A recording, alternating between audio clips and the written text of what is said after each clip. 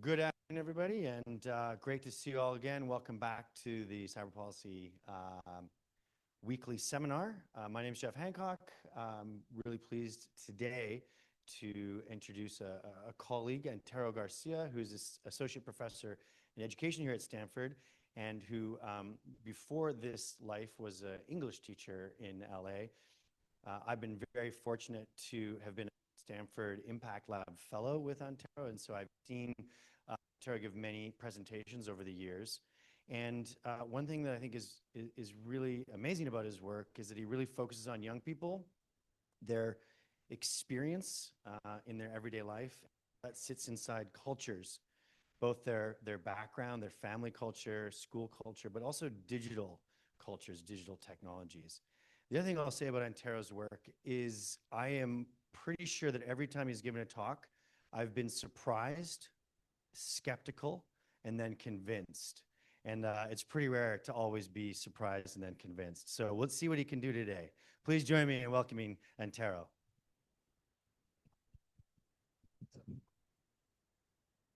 All right, I don't even know if I'm convinced today, so we'll see how this goes.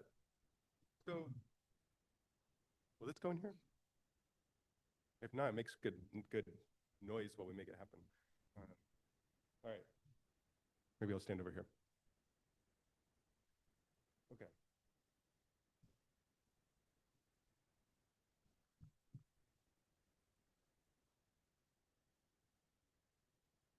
I'm gonna start here.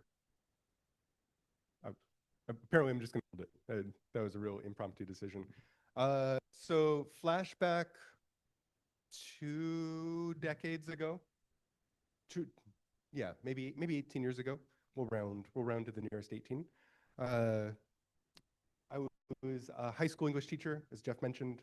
And my students were complaining about they have a break at the high school I was teaching at. We're gonna call this high school South Central Los Angeles, based on geography.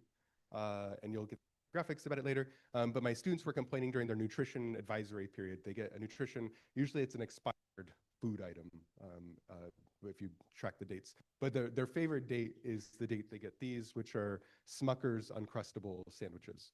But they're complaining because they only came in grape. And I told them the secret that I learned when I was an undergraduate. And the secret I learned was, if you complain about something, you get free stuff. And so I used my cell phone to write a query letter to Smuckers as a collective, which I'm going to read to you now. Dear Smuckers, please put less peanut butter in your Uncrustables. Please put in more jelly than peanut butter. It'd also be nice if you made them bigger. As a class at South Central High School, we think it's unfair that the Uncrustable was not what we expected.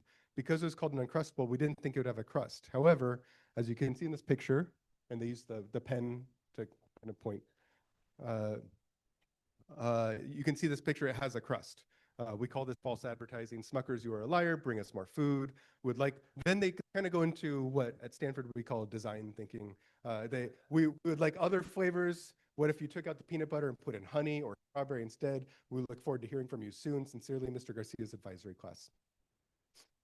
They got a form response back, and I told them you got to escalate. And so then we used my cell phone to put my phone on speaker. Again, this is 18 years ago, so this was not like a traditional kind of practice. We weren't quite in the same kind of ubiquity of smartphones. Most people had like flip phones or Boost mobile phones were intentionally marketed to urban communities.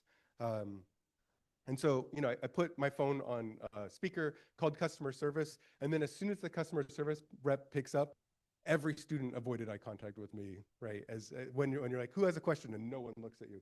And so then I had to model how to talk to a customer service representative. Hey, I'm here with 33 students to say hi, students, and then they all kind of spoke. Turns out, as maybe many of you know, Smucker's has many other flavors of Uncrustables and not just grape.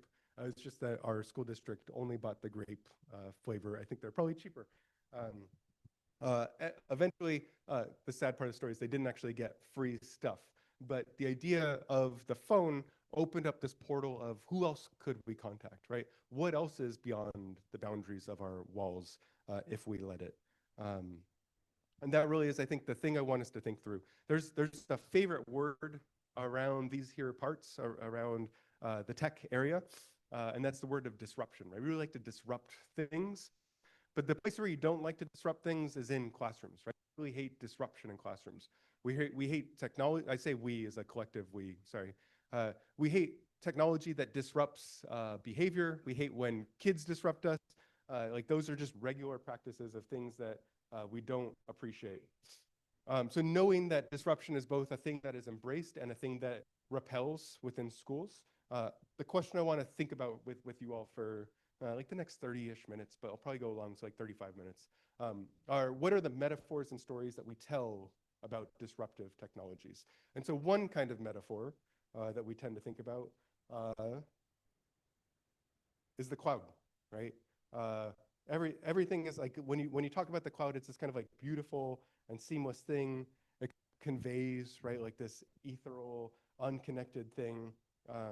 Except when the cloud goes wrong, like it did last week, it causes absolute havoc on campus, right? And I think last week when my students couldn't access their reading because Canvas was down, because there was a server that doesn't work, there's a reminder that the cloud maybe doesn't work as the metaphor for our present times, that maybe we should seek out different kinds of metaphors and different kinds of stories. And so with that in mind, the thing I want to offer are 3 snapshots of different kinds of stories we tell ourselves. I don't know if people still know The Wizard of Oz, and so maybe I'm just like an old person at this point, but the phrase, when I was trying to put together this talk, the phrase that came to mind was the lions and tigers and bears, oh my. That was what I was thinking of. And so it's phones and buses and AI, oh my. Or just watch Wizard of Oz, I guess. So we're gonna go through each of these very briefly and talk about different kinds of studies I've done in 3 different kinds of quote unquote disruptive technologies and think about how they link together. So I want to go back a decade and a half to work that I collected in 2010 for my dissertation. At the time, I was still a classroom teacher, and then it ended up in a book about a decade ago called Good Reception, which I think the whole thing's available online if you want. I also have a bunch of extra copies in my office if anyone wants them. So the 2 questions I was asking at the time, this is, shortly after iPhones had come around and smartphones had now become a new kind of practice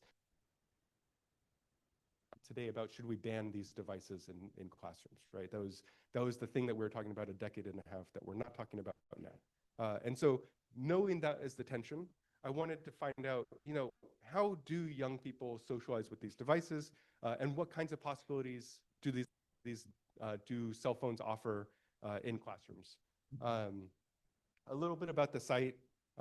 Again, this is in South Central. It's South Central High School, 3,400 students, 82% Latino, 17% Black. I saw one student at the school is like Finding Waldo. There's a pretty high dropout rate. And the work I did was in 2 different phases. So one phase was doing groups across the campus. Our campus was on a year-round schedule because not all of the students fit at the school at any given time. So the students cycled on and off in a really awful schedule that was great for teachers to take vacation time. And then the second phase was in my own 9th grade English classroom with students. Turns out trying to give a whole class of 9th grade students cell phones on a teacher's salary is very expensive for me. So instead, I bought everybody iPod Touches because those are much cheaper. And if you give everybody the faculty Wi-Fi password, they do the exact same thing as cell phones. And also annoy the administration is what I found out after. This is one of those ask for forgiveness, not permission. And so one of the students I talked to kind of captured the ethos at the time. Can you tell me how much time you spend on your device at school on your mobile device? Minerva says the whole day. You spend the whole day on it, mostly. What do you do? Everything, right? And I kind of want to parallel this with, I think, the conversations we hear from kids today, the tensions we hear from kids today, it's the tensions that maybe some of you all feel, and kind of think through like what that context was like. So again, very different paradigm around our expectations around cell phones, and recognizing that those have calcified into similar kinds of practices and policies today is why I'm sharing this now, essentially.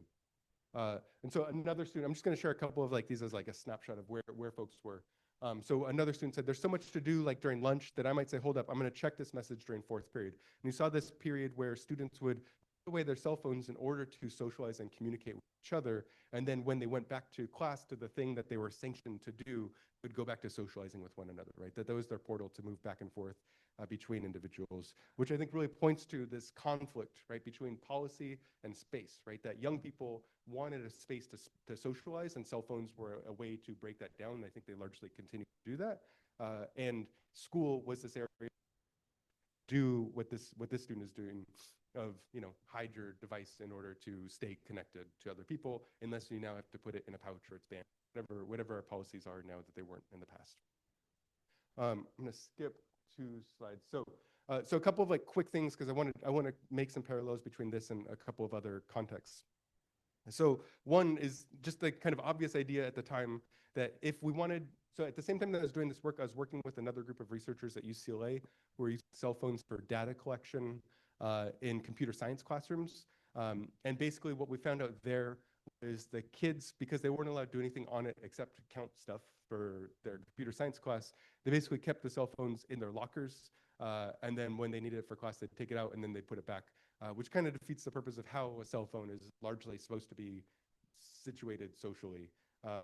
And so, as one of my students mentioned, at the second day of my study, I've been robbed of my iPod. It's my student from third period. I said, I was very colloquial at the time. I said, say what?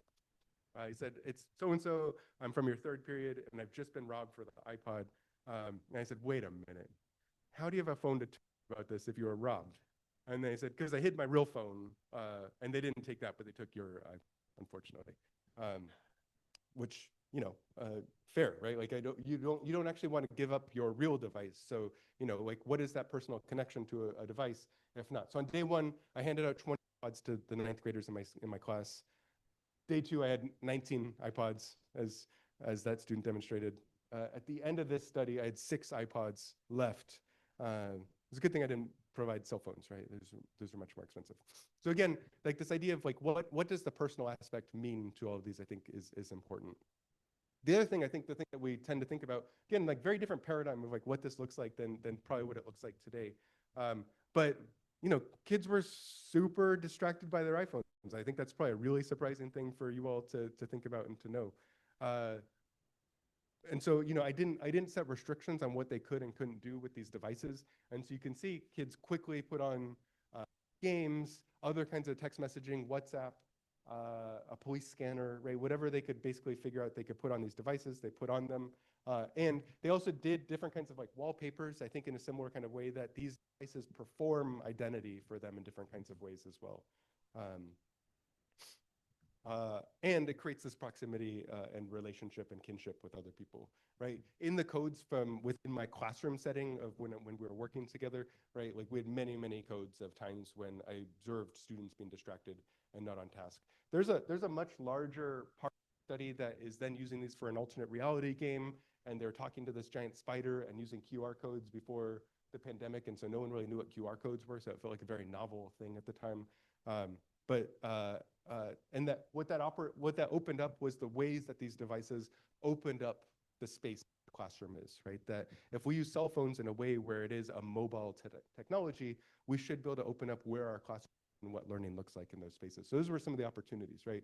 This was a student who, he came into my class a couple weeks late, and he, Mister, I want to let you know, I'm just going to sit in the back, and I made my last teacher cry, so you should let me sit in the back. I appreciated the courtesy from the student. But as we built up trust with one another, at the end of each class, he would sit in the back like this is what it looked like every day. He would text me at the end of the class with all of his notes and his writing from the class, right? And I saw these ways where he emerged as a much more engaged individual than if he didn't have those kinds of opportunities to participate. This is not some kind of like miracle, and now he's Barack Obama or something. Like that is not, there's not like this kind of like transformational journey, but there's indicators of possibilities of other alternatives or other pathways we might think about. And so maybe as a quick closing to the cell phone part of this conversation, I think there's a general consensus from teachers, administrators, parents, many students to say we should ban these devices because they're bad. They're probably right, but I wanna caution us to think of otherwise for a second. And again, this is where I'm not convinced one way or another. And the thing that I'm not convinced about is if we don't learn good before work on Sunday, my wife complained because I was on my phone while my daughter was asking me a question. That's bad. Like that's definitely a bad thing to do.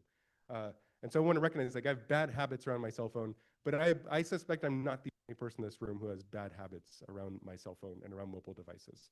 And I wonder, if not in school, where do we learn those kinds of practices, right?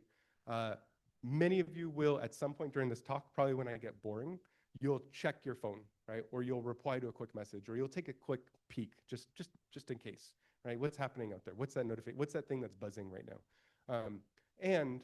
If we don't use schools as a place to learn better practices, where else do we learn how to do that, right? Currently, we don't have an alternative. And I will say the place where phones are banned besides schools is service level jobs, right? Working at McDonald's, you're not going to have your cell phone out. Working at Stanford, definitely can have your cell phone out. I could put out here, I could text during this talk, and I won't get in trouble. I think Jeff might give me like a stern look, but I won't get in trouble here. And so I just want to recognize that the policies we're creating are policies for working class jobs, right? And so what does that mean in terms of the kinds of positioning that we offer?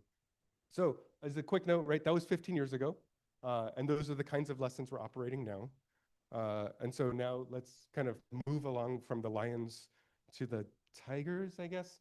So let's talk about school buses, because obviously that's the thing that follows after cell phones. So this is from a book that's free online as well. I also still have multiple copies of this in my office too, if you want some. I'm really just trying to clear out my office. Apparently, is this. So I want to talk about school buses, and actually this is where we met. This is when I was starting to do this work. So this is now flash forward to about 7 years ago is when I started this work.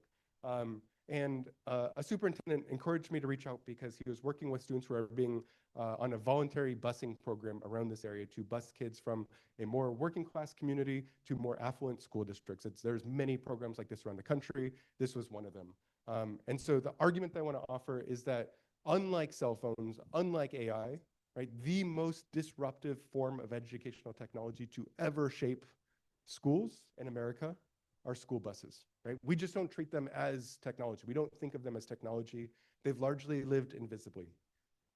And there's two different definitions of what I mean by the school bus as technology. There's the actual bus itself. You all know, how many of you have sat in a yellow school bus at some point? Okay, for those on Zoom, most people. I feel like if you talk about the yellow school bus, you can feel like the vinyl making imprints on your legs.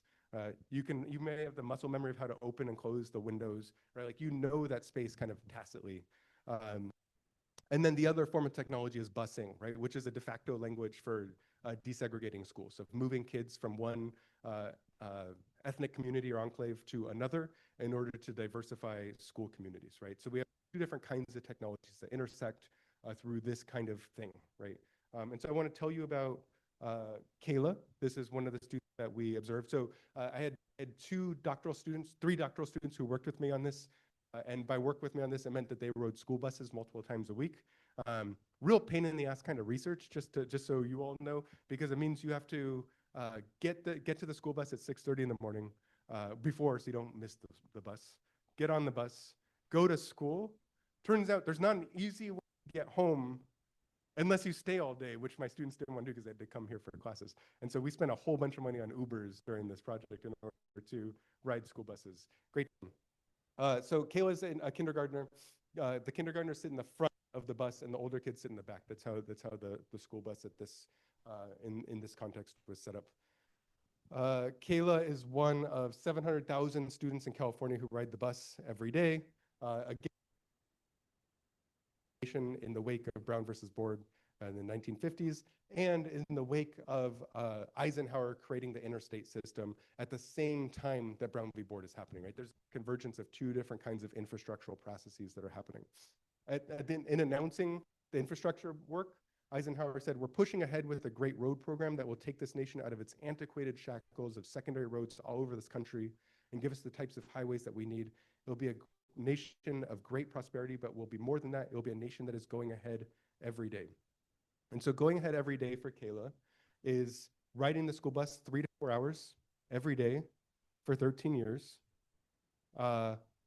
And the argument that my students and I looked at is that that is an opportunity tax for Kayla to access the same kind of educational opportunity, right? She's learning something every day. And we wondered, doing this work, what could we learn from Kayla, right? What are the lessons that Kayla might offer us? And so we just started asking her. We created like a literacy program. We gave kids books. Turns out one of my grad students gets motion sickness. He found that out during this work. So thank you, Miroslav. Huge shout out to him for continuing to do this work.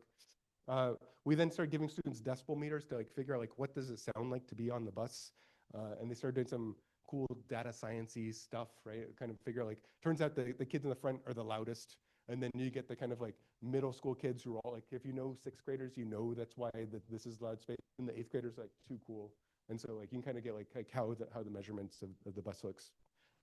We also tracked like where is it loudest. You can see that like at the time that we were creating this map, it was 1 hour and 14 minutes to ride the bus, right? There's no food on the bus. There's no bathroom on the bus, right? This is a 5-year-old, right? You can kind of think through like what that context looks like. That's a student who loses an extra 1.5 hours of sleep in the morning in order to go to school. So Kayla has a lot to say, but we don't tend to, oh, here we go. We don't tend to take Kayla and her peers seriously. But sorry, I think this is running out of batteries, unfortunately, which is going to be a problem to move forward. Okay, there we go. There was a disruption, right? So this work happened in 2019, and then there was a pandemic. I'm not sure if you heard about this, which was great for Miroslav in terms of his motion sickness, and actually pretty great in some ways for Kayla because she was getting an extra 1.5 hours of sleep at home. She had time to eat breakfast before logging onto Zoom, but then spent the next several months effectively geographically isolated from her peers, right? The bus is what connected her with other people. And so during this period, we might need new batteries for this. There we go. When we came back from the pandemic, there were these huge bus shortages. I was talking with a colleague in Oregon who said that every morning she would drive her son to school, and he would just see other kids waiting for a bus that wasn't coming. There were just no school buses in other kinds of spaces. And so the laptop's not good. This is just like a cheat sheet for me. So there's another kind of disruptive bus. Have people seen these? Anytime I talk about school buses outside of this area, no one knows what this is, right? But everyone here is like, oh, I know that bus. And for some reason, anytime my students and I were coming down like Woodside to get to the 101, like if that makes sense, these buses always went faster than the school bus. We're not quite sure like how the laws of physics made it feel like if you're stuck in traffic, like this bus just moves more conveniently. But the buses, you know, that Google, that Meta, that Apple operate, you need an NDA to sign them. I'm sure some of you have been in them. I have not been in one of these buses. My assumption is you walk in and there's like a barista waiting for you in there. There's a masseuse. There's probably a bathroom. I'm assuming there's a bathroom and snacks in this bus. And there's probably like there's probably comfortable seats that don't put imprints on your legs, right? So just to recognize that if we talk about like that very traditional technology of the bus that hasn't been updated for 100 years for students, we know there's alternatives that might feel better, right? That could be a kind of structural thing. Yeah. There's also Wi-Fi on. I will say for the bus that we're talking about here, we installed Wi-Fi on it to the superintendent, in a good-natured perspective, installed Wi-Fi on the bus so that students could take their Chromebooks home so they could do homework on the bus, which made the bus mean more school for kids, which is kind of a bummer. But most of the time the Wi-Fi didn't work. So just to name that, of like they tried to add the Wi-Fi component to the school bus, but didn't actually work. But yeah, there's Wi-Fi, there's portals, like all of those things can exist. For many years when I was in Colorado before I came to Stanford, my wife was a librarian for a rural school, a rural library district. And sometimes she got to drive the bookmobile, which I thought was like the coolest thing. As someone who studies mobile media, I'm like, the bookmobile is the ultimate mobile media. I want to do an ethnography on the bookmobile, but then I realized that meant like my wife and I would be on a bus together for months at a time, and that just did not feel like a healthy process. So I think part of this was just like my own FOMO around buses, maybe is like where came from. Um, so so again, I want us to think through like, what are the policies that are shaped by this invisibility of ed tech, right? If the school bus is invisible and largely doesn't count as educational technology, but continues to disrupt schools every day, right? What does that mean for us in terms of like invisible behemoths that are the threats that are scaring us, right? So that's lions and tigers and bears. So if we think the ChatGPT part of this is some preliminary work from about a year ago. I was working with 3 other colleagues, Nicole Mira, she's now at UCLA, Daniel Moore, who was one of my students here, he just started a position at Seton Hall, and Matt Berland at the University of Wisconsin-Madison. And so just through some quick work, we're trying to think through what does it look like to engage young people in understanding what OpenAI, Gen AI looks like in classrooms, right? So this is a social design-based experiment. We worked with a very small N, right? We wanted to work with high school students and their teacher, and in a series of small sessions, explore what does ChatGPT mean to them. Again, this was a year ago, and I feel like the landscape's changed even more again. So I'm constantly playing catch up around this, but I still think there's some insights here for us to think through in terms of what does this look like. We gave everybody kind of unstructured space to play and to share out with one another. And it looked like this, right? It looked like this just like without blacked out eyes, which makes it look illicit. But for anonymity's sake, right? That's what it looked like. This is the teacher, and then these are the students, and there's usually another researcher with all of them. We collected a bunch of data. My student made these slides, so there's a bunch of like data-y stuff. I took out like the lit review. If you want that, it's probably in my office when you come pick up the other books. So the thing that we saw were the ways that young people unhumanized. I feel like dehumanized was too strong of a word here, but the ways that young people intentionally unhumanized ChatGPT, right? And we can think of the kind of affective dimensions of what this work, what these various kinds of agents have looked like.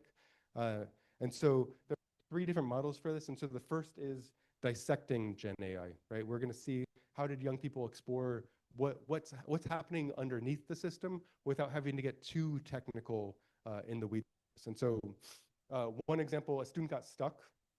And so I'm going to read the excerpt for you. This is Matthew Berland, the co-pianist. So one student said, yeah, it said an error for me too, should I read too? And he said, it didn't align, so let's look for a half second. We're trying to avoid these things that are called guardrails. For some reason, it decided Zendaya holding a British upside down was not appropriate. I don't know what an upside down is, but I guess it's inappropriate, right? And so they're trying to intentionally figure like, what are the keywords that don't work, right? Like when are the places where you can like poke and kind of get a peek at what doesn't work, right? So turns out Zendaya holding a British upside down is one of those moments. But once I put redo it, it did it for me. Yeah, I wonder what hit the content. Do you have a guess of what hit the guardrails? This kind of conversation about trying to dissect and try to understand what's happening in these pieces, right? And so, and the content, right? Zendaya should be holding a British upside down, 7 of 12 flags are green, right? Error creating an image, right? So you get the kind of like, this is what it looked like that led to the error. It didn't align with the content policy guidelines. So dissecting Gen AI, students were trying to demystify what Gen AI was. They're trying to test its limits, figure out what the guardrails were, trying to figure out what kinds of workarounds were there, what are useful or unuseful prompts, and ways to fact check, right? Again, like this landscape is constantly changing, but I think like these kinds of guardrails are regularly happening. And so the opportunities for dissecting are around how do we create conversations that are human-centered, right? What are the civically minded conversations about community that we can understand these spaces? We also got students to kind of think through, these were students asking for an image of the future of their city, and then to make it more Afro-futuristic. And so we can kind of think through like, what are the differences between these pictures? Why did ChatGPT create those as the images that it picked? The next step was mimicking Gen AI. This was the next step of what we saw in terms of the students. So one student, as they were talking about college access, just kind of goes into robot voice. I said the choice of going to college close or far from home is indeed a tricky one. It really depends on the economic, personal, and circumstantial situation, right? So you can see the kinds of repertoires of how young people understood how ChatGPT is supposed to sound and what that means, right? That if you can mimic something, you can also kind of poke at it and play with it in those ways as well. This tended to be playful, right? Like students really liked trying to sound like ChatGPT and trying to mimic it and trying to think through the ways that it's always offering both sides to an issue, right? It doesn't actually stand on any kind of issue. If you ask it, you know, what are the pros and cons of anything, it's going to give you the pros and cons, right? And it allows us to think through like who has to make the decisions. People have to use the decisions, right? That this might be a tool for offering different kinds of perspectives or out different kinds of pathways, but ultimately agency needs to live with human beings is I think part of where these students were thinking about this. And then the last part of this was resisting generative AI, right? Like what are the ways that they could resist it, right? So again, we saw these moments where students were kind of getting a little grumpy around it, right? We need efficiency, we need people at the center, right? It's a computer, it doesn't work how you want it to work. We need to kind of think through like what are those possibilities were some of the nicer kinds of pieces around this.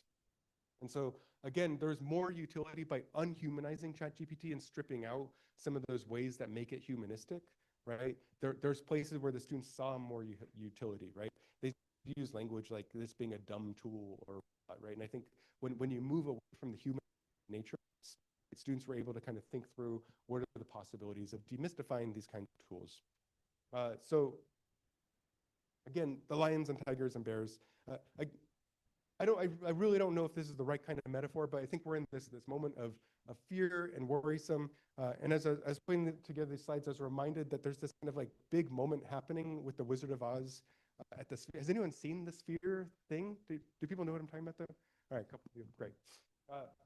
So turns out this is a very controversial thing. So you can go and see the Wizard of Oz at the Sphere in Las Vegas. But in order to make it fit and make it an immersive experience, they've had to add a bunch of AI generated work around the Wizard of Oz in order to do that. And so film purists are like, you have bastardized this film, right? Like you have ruined it. And you can, there's all these great shots of like Munchkins that are like just doing like absolute bananas things because they're not people, right? They're generated representations, right? Like the screen just looks like, as this says, generic Mountain Vistas 101.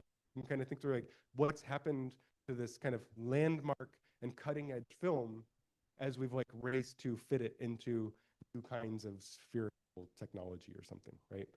And so again, if we think through like three different kinds of metaphors, right? We have banned devices, banned technologies, invisible technologies, embraced technologies, or embraced policies. And so just as like two, maybe, and then like a preview of like a different direction this talk was originally going to go, but there is what are the new stories and metaphors that might shape or transform school policies, right? Rather than thinking about disruption, what are other ways we might kind of humanize and think about the relationships with us? I tried to put this kind of sneaky picture up here in the corner. This is a picture of Ned Ludd, who is the fictional mascot for the Luddite movement. And when we talk about the Luddites, sorry, I went down a real rabbit hole reading lots of books about Luddites one summer, which was horrifying for my wife, just like the worst disaster. But when we talk about Luddites today, right, it is something that we make fun of. If I forget to attach the file to my email, I'm a Luddite, right? Yeah, anytime you make like, if I can't connect to the computer or if I'm displaying the wrong part of my screen or if the clicker doesn't work, it's because I'm a Luddite, right? And so we use it in this pejorative way, but that's not who the Luddites were. The Luddites were a critical, sometimes violent movement of British workers who smashed looms that were trying to automate their industry and take away their human agency, right? Brian Merchant has a nice book on this from a couple years ago called Blood in the Machine that really traces the history of the Luddites. But just to name, like, there's other kinds of ways we can think of the relationship with technology and the way certain labels or metaphors, the Luddite, get subsumed and renegotiated over time. So I'll stop there. Thank you for your time.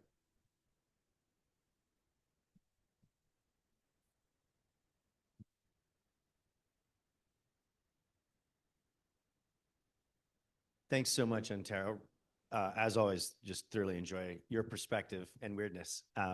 It's fantastic. And Jeremy Bailenson worked on the Sphere thing. And yeah, there are lots of issues with AI. Yeah, yeah, right. But you did say that the first 10 minutes where there's the cyclone scene Yeah, yeah. is one of the best moments in media. So you got to try it out.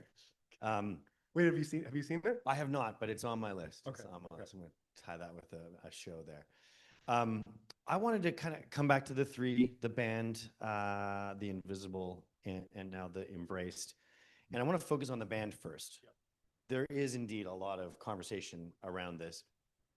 And one of the things that is needed is sort of like evidence around how would these sort of bands support and improve students' welfare, well-being, education, and not.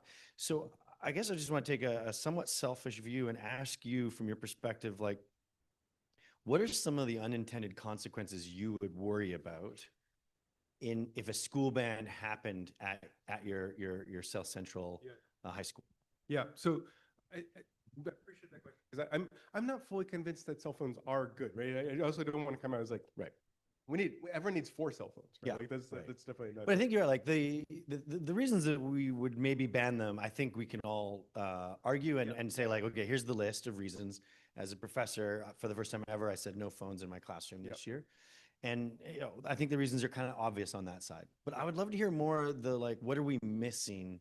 What are the unintended consequences of maybe doing that for different kinds of students? And what are the things that you kind of worry about or make you a little bit suspicious of these bands? So I tend to think about this from like the language of like proximal and distal consequences, right? So the proximal consequences are like the short-term, long-term. There's probably like a less academic way to say this, right? And so like the short-term consequences are, some students say they're more attentive in the class in the space, and there's some indicators from some studies, right, that students feel better connected to the curriculum or to each other by banning these devices during the school day, right? Like those are proximal concerns that we're seeing at the end of a semester, sometimes at the end of a school year, but there's not that many indicators there yet, at least as far as I'm aware. But when I think about this from the distal outcomes, right, it's the ways that how have we actually prepared kids beyond what happens in schools? Because I don't have a lot of, as a dad myself, I don't have a lot of trust in parents for transforming and thinking mindfully around these devices, right? These devices kind of just got dumped on society writ large. And so we never quite figured out as adults, how do we use these effectively, which is why we're all pretty bad. Many of us are pretty bad at this. I'll make a generally blanket statement.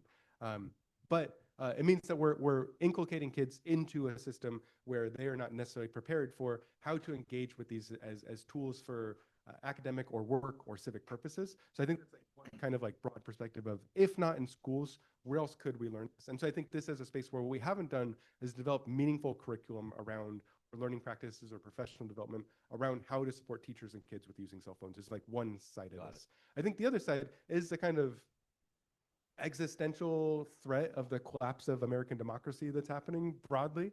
Not to be too the sky is falling, but the sky is falling feels like a moment that we're having right now, and largely much of that is the pervasiveness of technology and algorithms and how they've had impacts on adults, not just on kids, right? And so if we think of this as a place for what does young people's civic development look like, it seems like being able to mindfully and critically understand what these devices do to young people and the ways that we do have agency to enact on the Metas, the Apples, they're like, well, take your pick of the TikToks of whatever it is.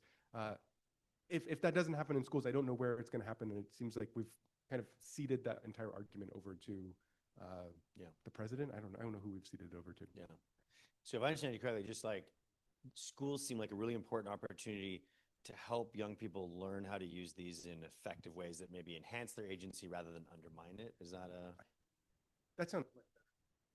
Thank you. I mean, I think I'll say my fundamental belief about what schools are supposed to be for is to prepare kids for life after schools, right? And to be able to agentically take up the things that interest them. I don't think we're doing a particularly, I'll say this as someone who's both a former English teacher, the incoming president of the National Council of Teachers of English. I spend a lot of time thinking about schools and teachers and kids.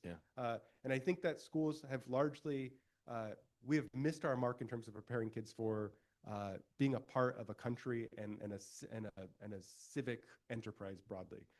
And I think cell phones probably play a substantial role in how we as adults govern ourselves. And we've dropped that ball to some extent. So I can maybe understand your argument as a little bit like, on the one hand, do nothing and let the phones come in and give them no structure or assistance, which is current maybe. And then we're flipping to the other, which is like, okay, let's just ban the things completely. And you see just like hugely problematic on both sides. And we should have something where it's like, right, yeah, just a moderate guy. That's right. Okay, all right. Let me skip over to the other one. I'll skip Invisible for a bit because I just like, that was one of the talks you gave where I just like was fascinated and is completely invisible to me. Yeah. I never thought about how powerful that was. But I want to come to the ChatGPT and this idea of the concept you and your colleagues used, unhumanizing. Yeah. So another big, huge debate. Everyone's wondering how to do this. Literally in my class, we're reviewing assignments and there's, the teaching team is worried about this one that looks very chatted, which I think is the new verb. And so have you any thoughts now along the same lines of like, okay, so as a professor or teacher, you're either, okay, go for it, use it, or I'm going to ban it. Yeah.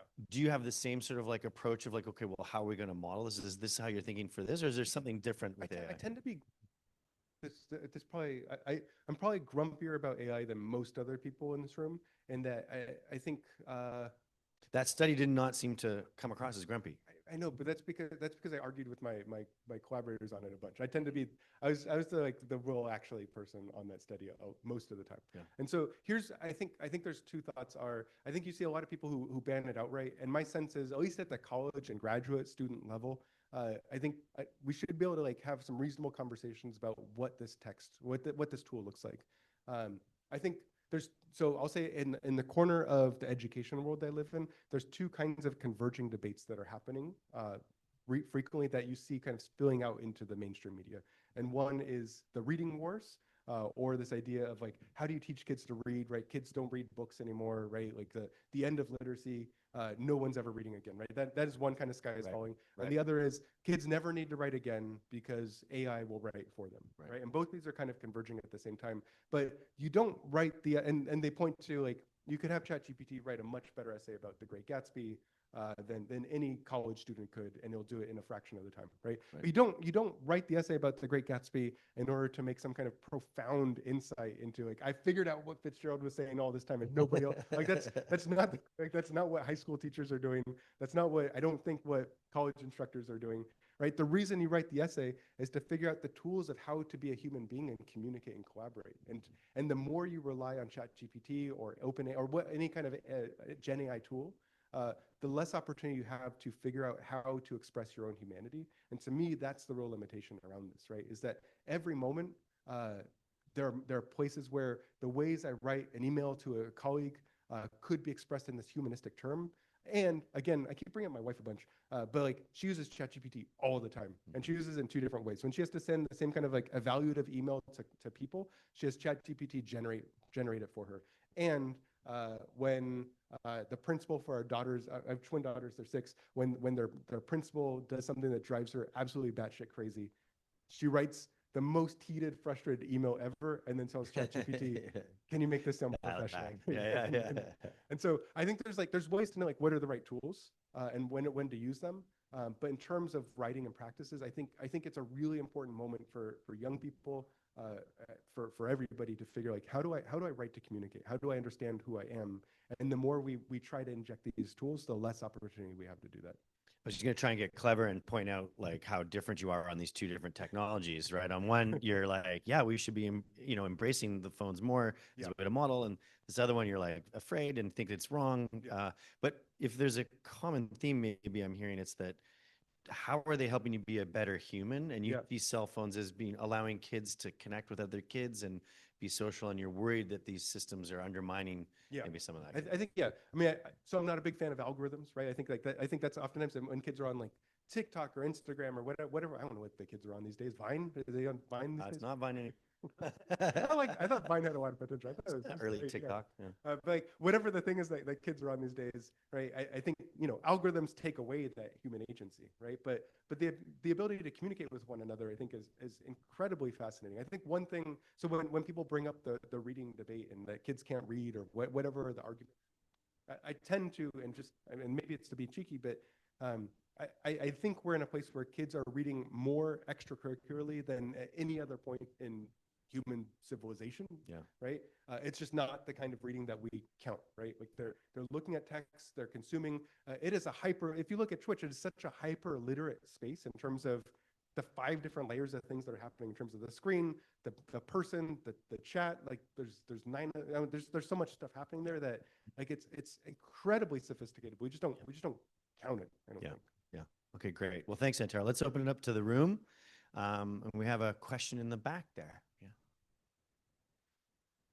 Yeah, hold on for 1 second. And then I'm not just texting, although I am texting. You text away. Yeah. That's good. As long as it's human. It is. Ben will send me some questions from Zoom. Okay. For you. So we'll get that. Thank you so much for this wonderful presentation. Cool. Okay. I guess I'm still in the skeptical camp a little bit, particularly with respect to phone bans. So you mentioned this idea that like the real world and education should be connected, that if students are using phones in school, they can try to learn to use them in real life. I kind of want to push on that link a little bit and ask whether or not we need to, I'm not sure that you're quite saying this, but if we can teach students about how to use responsible phone use while still having a phone ban, right? We do this with driver's ed and sex ed, right? Like we create environments to learn about things in the abstract without having them do it. So I guess, is there something specifically that we're losing by banning phones in schools that we couldn't educate or replicate in a different way? Does that make sense, kind of? Could we simulate? Yeah, like are there ways to like teach media literacy or like other things without having phones, right? I tend to be in the camp, phones are addictive, and to me, like we wouldn't have a class on how to smoke cigarettes because, you know, like, does that make Not sense? yet, at least. I don't know. Give RFK a second. Is this the, I don't, not gonna Coming back. So I guess like necessarily, is there a link between the models, the activities we want students to do and how we train them for it? Does that make sense? Yeah, I think I think I understand your question. I like the driver's ed, sex ed comparisons. Let's stick with those for a second, because I actually think like, so the first step of driver's ed, which is also like a model of apprenticeship for med school, if we're to like elevate this to like the biggest kinds of stakes in some ways, right? Are you go to school and like you study the most boring textbooks possible, right, in order to do this. But the next step before you become a driver, or before you become a doctor or a teacher or pick your profession, is it is applied, right? You have to get in a driver's seat at some point, and you have to practice. I'm not going to speak to sex ed for a second, just to be clear. I'm worried about how this model will go. But you have to get in the driver's seat and practice for a little bit, and ideally with someone next to you, right? In some kind of community practice. We call this, to use like very kind of boring words, legitimate peripheral participation, right? You have somebody next to you who helps kind of pull you into the kinds of practices, right? You have a resident doctor who's going to help guide you and make sure that you're not accidentally killing someone. At least that's what happens on the pit, which is my only reference for what happens in med school. And so what I want to recognize is like there is some kind of place where you need to simulate this. That might mean you could have kind of like training wheel cell phones, right? And we're seeing this kind of like return to this, but I actually don't think that's all that effective. But I'm sure there's a tech company that will sell schools fake phones probably for more, right, than what they actually cost. But I appreciate the questions coming from. But I think there's some kind of simulation or practice that needs to happen at some point in any kind of context. Bless you. Before we go to the next room one, from Zoom, we have, in what way are we not talking about cell phone bans today?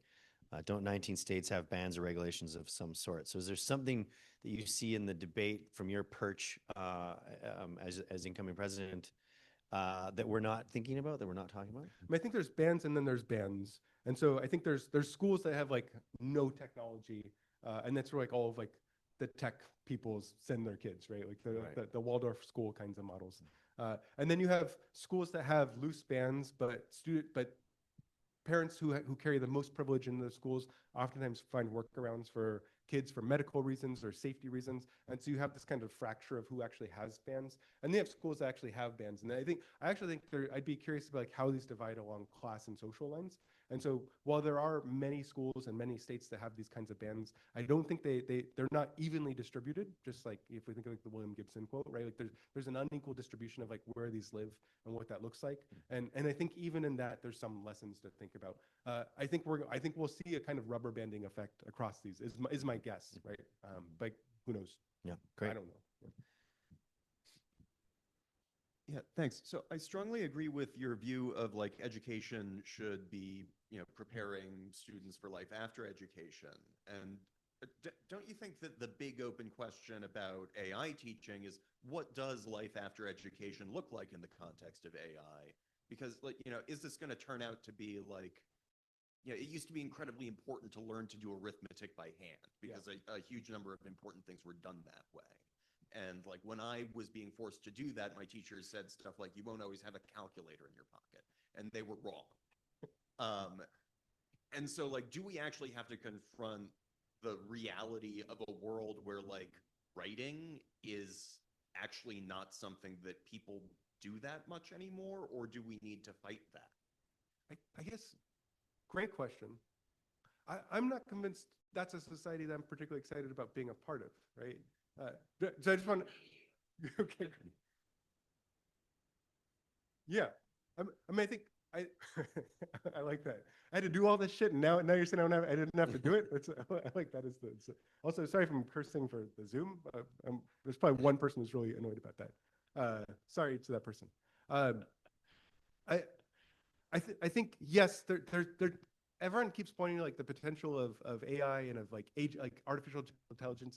It's going to get us to this kind of like mass utopia, and then thinking will be over for us, which feels like a weird like.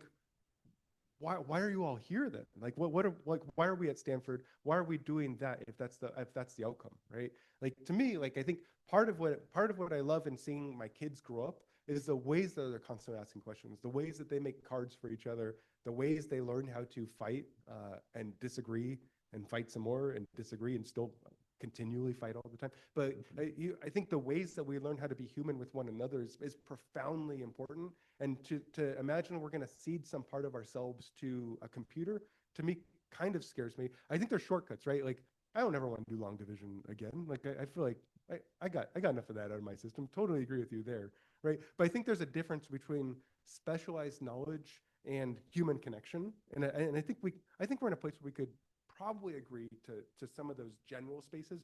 We might not agree on the boundaries of it, but we could probably agree on some core. And if not, maybe that's an interesting place to explore too. Thanks.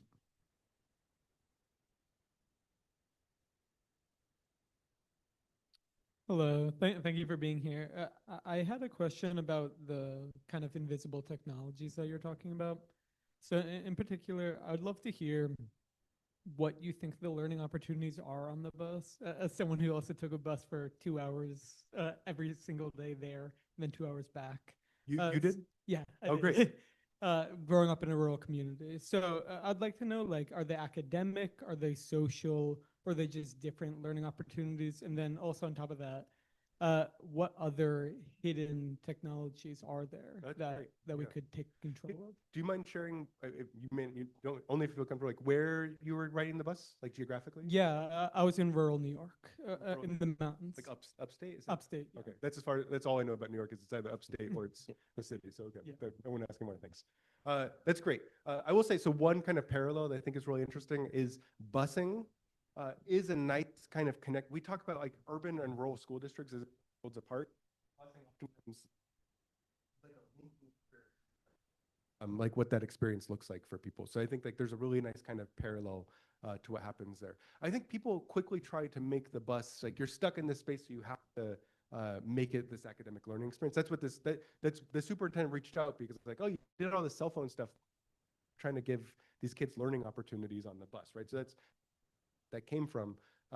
To me, right, I think there's a real obvious solution around all of this, and that is instead of making kids have to ride a bus for multiple hours, rural's trickier, but instead of having to make kids ride a bus for 2 hours every day, or up to 3.5 hours for the kids I worked with around Stanford, we could just make the schools better where they live, right? Like that feels like a radical thing to say. Is like we could just not have to bus kids. But that was the choice we made 80 years ago, and that's kind of what we've stuck with and invested billions of dollars and like probably an incredible carbon footprint in order to do this kind of piece, right? We know that is one kind of pathway. To the other like really cool question I appreciate from you of like what's the other invisible technology? I think it's all around us, right? One of the first lessons I teach service teachers is I'll take their chair, like the chair that you all are sitting in right now, and put it up on a chair on a table, at and figure out like what are the design assumptions underneath like how this chair was invented, right? And in particular, if you do this with a chair desk configuration thing from like a high school, right, where it's like the kind of like conglomerate, like the thing that's all bolted together as one, you can kind of figure like, oh, your body's not supposed to be oriented any way except in this way, and you're supposed to only use this kind of space, and it's not supposed to actually be that comfortable. Like you start unpacking like the very particular lessons around the body and how it's supposed to be oriented in particular spaces, right? So like the chair is like, and there's actually a really great ethnography on the chair called The Chair, for those of you who want some good bedtime reading. Right, so like the design of the chair is like a really nice kind of piece of this, right? The idea of a school bell that dictates, even though most places don't actually have a bell, like we still operate around that kind of mechanism, I think is really fascinating. I think the architecture of the school itself, right? And the ways, at least in Southern California, I guess in California broadly, right? We get these kind of like sprawling spaces with big fences around them for safety reasons, right? So like once, in my opinion, like once you treat the bus as technology, if you can buy that, then it's like that meme of like the butterfly. It's like, is this a technology? Like everything becomes a technology in some ways. And then if you think through things as a metaphor of a technology, what's that mean in terms of what does it mean for us as designers, right? How could we renegotiate or reimagine that space, in my opinion? Thank you. Yeah.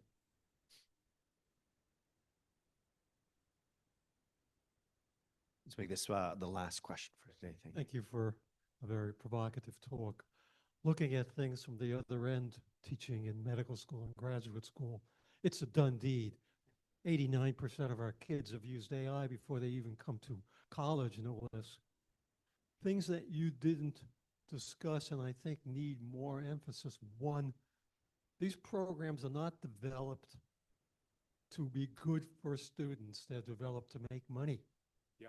They're obsequious. They won't insult you. You can say the damnedest things in your prompt and they'll work around it. And so people have to know that. They have to know the biases that are in the programs. Second, there's a problem with dealing with misinformation. If you're using the program, you really usually don't know the answer. So how do you sort out the misinformation and disinformation that's put there on purpose? And so I think we have to raise that awareness. We're not going to stop people from using these programs. There's a major journal in medicine and science called Nature, it's a British journal, and they just had an editorial you may want to look at, looking at AI, the positives, with positive studies using AI to teach Harvard physics students, and the negatives in creative writing. People were not very creative after using the program. We've done studies in medical school with expertise in a test called colonoscopy, checking for cancer in the colon. Yeah. Doctors who use AI in their colonoscopy found more polyps, which was good. When you took away AI, they did worse than they ever did before. So you start losing these critical skills, and the neuroscience people are now mapping out different areas in the brain that are used differently based on whether you're relying on an AI program. Yeah. So tremendous opportunities and tremendous chances to get some of these answers and warnings. Thank you. Yeah, I don't think people know that the P in GPT stands for polyp. So just a wild thing to recognize. I mean, to your point, right, of both like the media literacy, false information part of this, and to the idea of like, do we teach empathy around the use of these devices, or do you not, right? Like, it's a kind of like moral question to explore. Like, those are probably things we should probably figure out in schools rather than leave it up to outside of schools, right? So I think like this does pose we should probably be playing with these tools with some kind of guardrails, with some kind of adult guidance, in my opinion, in order to figure out what do we do around this. But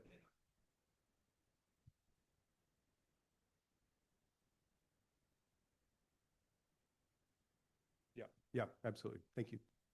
Great. Well, thank you, Antero, so much for coming and speaking with us and sharing your insights. I was surprised and pretty convinced.